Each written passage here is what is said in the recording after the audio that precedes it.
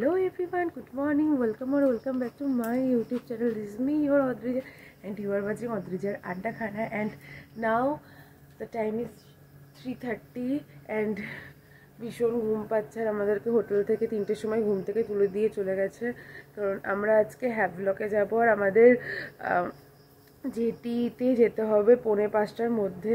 তো ঘুম থেকে উঠেও গেছি, যাব এখন চা খেতে। তো চলো তাড়াতাড়ি চাটা খেয়ে নিই। আর পুরো দিক অন্ধকার, পুরো ঘুটঘুটে অন্ধকার। এই যে মা রেডি হয়ে গেছে আর আমি বাড়ি গিয়ে রেডি হব। বাপরে, কাল 10টায় ঘুমোতে গেছে আর আজকে 3টের মধ্যে ঘুম থেকে উঠে গেছি। তো চলো আজকে দিনটা শুরু করি। আমাদের ক্রুজ ছাড়ার টাইম ছিল সকালবেলা 7টা আর রিপোর্টিং টাইম ছিল 5:30 থেকে 6টা। ঠিক প্লেনেরই মতো আগে গিয়ে পৌঁছতে হয়, কারণ ওখানে অনেক চেকিং হয়।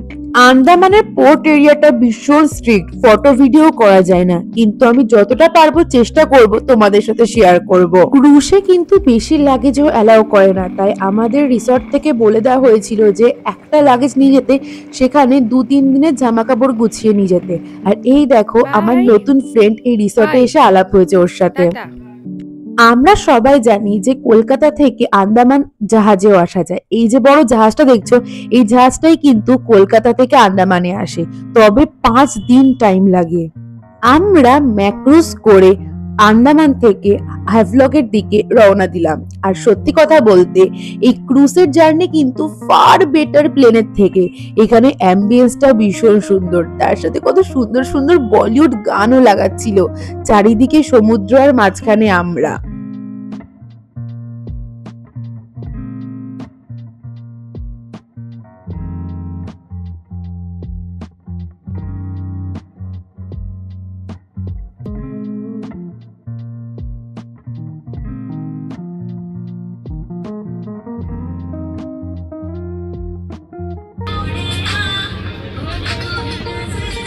আধ ঘন্টা টাইমের মধ্যে আমরা যে কখন হ্যাভলক পৌঁছে গেলাম বুঝতেই পারলাম না। এত সুন্দর অ্যাম্বিয়েন্স আর এত সুন্দর গান চলছিল, জার্নিটাকে বুঝতেই দেয়নি।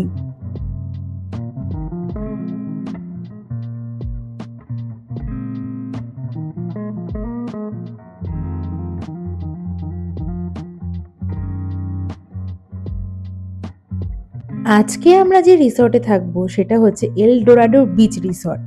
হ্যাভলকে বেশিরভাগ রিসর্টে কিন্তু বিচ সাইড আর তাদের প্রাইভেট একটা বিচ রয়েছে। আমাদের চেক ইনের টাইম ছিল সকাল 10টা। আমরা 8:30টার মধ্যে রিসর্টে পৌঁছে গেছিলাম। আমি তো ভাবছিলাম এতক্ষণ ধরে করবোটা কি, কিন্তু বিশ্বাস করো আমাদের রিসর্টটা এত বড় আর এত সুন্দর আর এতটা সাজানো গোছানো, ঘুরতে ঘুরতে কখন টাইম কেটে গেল বুঝতেই পারিনি।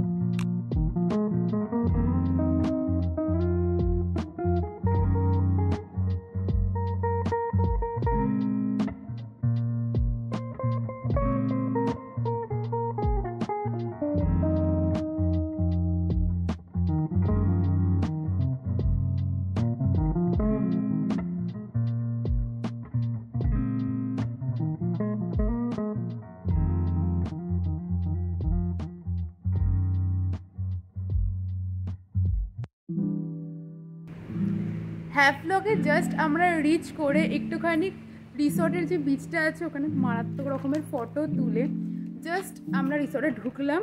আর নিউ ড্রেস পরে রেডি হয়ে গেছি। আমরা যাব হচ্ছে এখন ফার্স্টে কালাপাত্তার বিচ, সেকেন্ড যাব আমরা রাধানগর বিচ। আর সেখানকার জল যদি ভালো লাগে তবেই সেখানে স্নান করব। তো আজকের প্ল্যান হচ্ছে এই দুটো বিচ ঘোরার। তো চলো তাড়াতাড়ি ওখানে যাওয়া যাক। আর ভীষণ ট্যান পড়ছে আর রোদটা মানে মারাত্মক রোদ, আর রোদটা বা গায়ে এলে ভীষণ ভালোও লাগছে রোদটা। ছাতাও খুলতে ইচ্ছে করছে না, কিন্তু আবার ট্যান পড়ে যাওয়ারও ভয় লাগছে। আমাদের প্রথম গন্তব্যস্থল হচ্ছে কালাপাত্তার সি বিচ। এই কালাপাত্তার সি বিচে আমাদের 2.5 ঘন্টা টাইম দেওয়া হয়েছিল। ভীষণ সুন্দর। আর জানি না ভিডিওতে বোঝা যাচ্ছে কিনা, এখানে কিন্তু 3 রকমের জলের কালার। সূর্যের আলো অনুযায়ী জলের কালার চেঞ্জ হয়। সামনে একটু হোয়াইট, পেছনে হালকা ব্লু আর তার পেছনে ডিপ ব্লু। কালাপাত্তার বিচে ফটো তুলতে ব্যস্ত ফটোগ্রাফার। দারুণ লাগছে ঢেউটা, অসাম।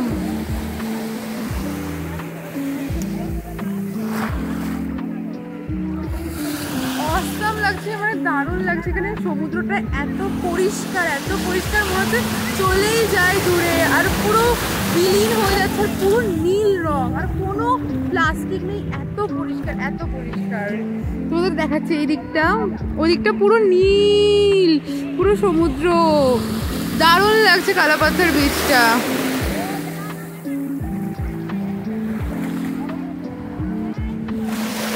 কালাপাথর সি বিচে এত ডাবের কালেকশন দেখে ভাবলাম ডাব খাই, কিন্তু প্রাইস কত নিয়েছে জানো? 70 টাকা এক একটা ডাব। কত দাম, বাপরে। কালাপাথর সি বিচ ঘোরার পর আমাদের নেক্সট গন্তব্যস্থল ছিল রাধানগর সি বিচ। আর রাধানগর সি বিচে মানুষ স্নান করতে যায়, তাই স্নান করতে যাওয়ার আগে আমরা সবাই ভাবলাম পেট পুজোটা করে নিই। তো আমাদের রিসর্ট থেকে আগে থেকে একটা হোটেল বলে দেওয়া ছিল, সেই হোটেলেই আমরা খেতে যাব।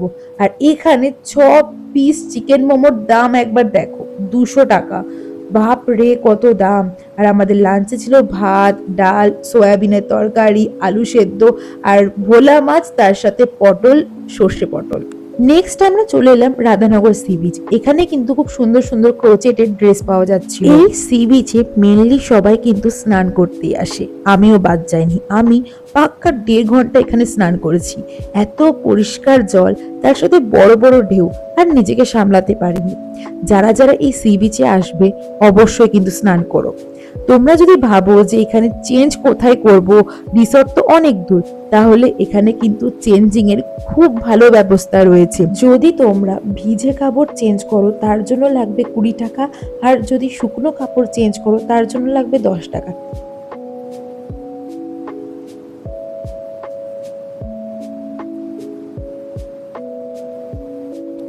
রাধানগর সি বিচে স্নান করে উঠতে কিন্তু বেশ দুপুর হয়ে গেছিল, আর দেখতে সানসেটেরও সময় চলে এলো। 4:30 5টা থেকে 5:30টার মধ্যে কিন্তু এখানে সানসেট হয়ে যায়। তাই ভাবলাম একবারে সানসেটটা দেখেই ফিরি, কিন্তু কোণে জমে গেছিল এক রাশ মেঘ। সেই মেঘের জন্য আমরা ঠিক করে সানসেটটা উপভোগ করতে পারিনি। এইবার আমরা সন্ধে হতে না হতেই রিসর্টে ফিরে গেলাম। আমাদের টিফিনে দিয়েছিল টি অ্যান্ড কফি, তার সাথে ভেজ পকোড়া। রিসর্টটা পুরো ঘুরে দেখতে কিন্তু বেশ অনেকটা টাইম লেগেছে, আর রিসর্টটা এত সুন্দর করে লাইটিং দিয়ে সাজানো ছিল, ভীষণ ভাল লাগছিল কিন্তু।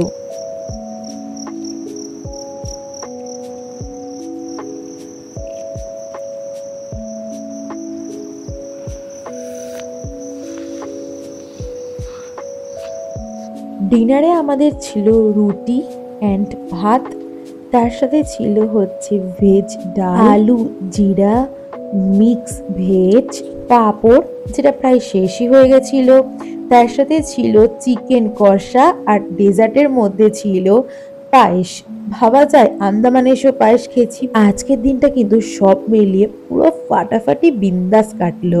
নেক্সট ডেতে আমরা হ্যাভলক থেকে সোজা চলে যাব হচ্ছে নীল আইল্যান্ড। সেখানে গিয়ে অনেক মজা করব, অনেক ফটোশুট করব। তো ভিডিওটা দেখার জন্য কিন্তু আমার চ্যানেলটাকে অবশ্যই সাবস্ক্রাইব করতে হবে। Till then tata, bye bye, see you. দেখা হচ্ছে নেক্সট ব্লগে, এন্ড টাটা।